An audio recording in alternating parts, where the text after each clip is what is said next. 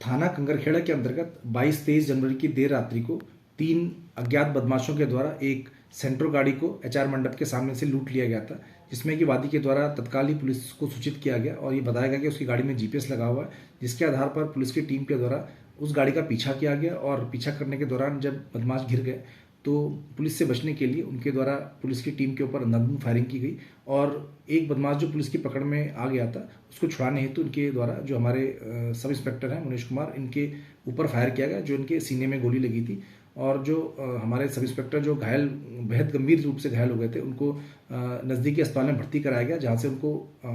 उपचार हेतु higher centre refer किया गया, जहां उनकी सर्जरी के बाद उनकी जान बच पाई थी। इस पूरे प्रकरण में पुलिस द्वारा हत्या का प्रयास और लूट का मुकदमा 3 अज्ञात बदमाशों के ऊपर पंजीकृत किया गया था। पुलिस की टीमों को जो लगाया गया था उनके द्वारा अथक परिश्रम करके इन तीनों ही बदमाशों को सीसीटीवी के आधार पर इनकी पहचान की गई थी, जिसमें कि 2 की पहचान पुख्ता हो गई थी, जिसमें कि विनय वर्मा और अनुज पुत्र कृष्णपाल था, जिसमें इन दोनों के ऊपर मेरे द्वारा 25-25 हज़ार रुपये का इनाम घोषित किया गया था और टीमों को इनकी गिरफ्तारी हेतु लगाया गया था। आज शाम को विनय वर्मा और नरेश सागर ये दोनों यहाँ से आगरा भागने की फिराक में थे, जहाँ इन दोनों ही को पुलिस द्वारा गिरफ्तार करके थाने लाया गया और इसमें पूछताछ के दौरान ये पता चला कि विनय वर्मा के द्वारा उस दिन अपने सेमी ऑटोमेटिक 32 बोर के वेपन से जो अवैध असला था उसके पुलिस की टीम के ऊपर इसने जान से मारने की नीयत से फायर किए थे।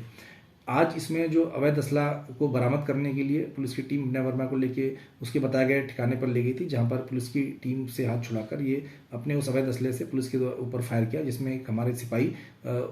की गोली लगने से उनके हाथ पे वो घायल हो गए, जिनको उपचार हेतु अस्पताल में भर्ती कराया गया है। पुलिस की अन्य टीमों के द्वारा जब ये सूचना प्राप्त हुई तो मौके पर पहुंचकर खेतों में उनके द्वारा लंबे समय तक कॉम्बिंग की गई, जिसमें विनय वर्मा के द्वारा जो पुलिस की एक टीम थी उसके ऊपर फायर किया गया और पुलिस की टीम के द्वारा जब जवाबी कार्रवाई में आत्मरक्षा फायर किया गया तो उसमें से 2 गोलियां विनय वर्मा के लगी और पुलिस की टीम के द्वारा उसकी जान बचाने हेतु नज़दीकी अस्पताल में भर्ती कराया गया, जहाँ से उसकी क्रिटिकल हालत को देखते हुए उपचार हेतु हायर सेंटर रेफर किया गया, जहाँ उसकी मृत्यु हो गई है। विनय वर्मा के ऊपर 6 से अधिक मुकदमे दर्ज थे, जिसमें कि लूट, हत्या का प्रयास, गैंगस्टर एक्ट और चोरी जैसे मुकदमे दर्ज थे। इस पूरे प्रकरण में उचित विधिक कार्रवाई की जा रही है और जो एक तीसरा अन्य बदमाश है उसकी गिरफ्तारी हेतु भी पुलिस टीम लगी हुई है।